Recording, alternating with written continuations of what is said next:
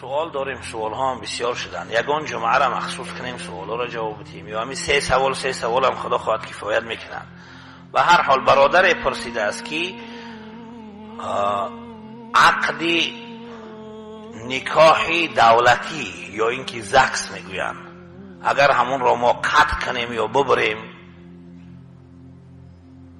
قید نکاح، چون که این برای کسانی که در روسیه کار میگیرن به طور عموم برای اونها ضرورت میشود، در داخل هم ضرورت میشود. آیا با بریدن زکس طلاق واقع میشود یا نمیشود؟ این را در اصطلاح فقهی طلاق بالکتابت میگویند، طلاق به ذریعه نوشتن.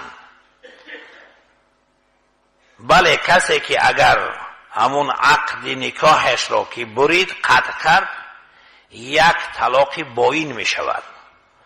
معنای طلاق باین این است که اگر بخواهند که با همدیگر دوباره ازدواج کنند، از سر نو نکاح میکنند و از سر نو شوهر برای زنش یک مقدار مهر معین میکند. با مهر نو و با نکاح نو دوباره میتواند که بعد از قطع کردن نکاحنامه یا زکس دوباره یک جا شوند. فرق بین طلاق بالکتابت و طلاق باللسان و زبان همین هست که در طلاق بالکتابت طلاقی که می نویسد طلاق باین هست، اما به زبان اگر طلاق گوید یک طلاق می شود.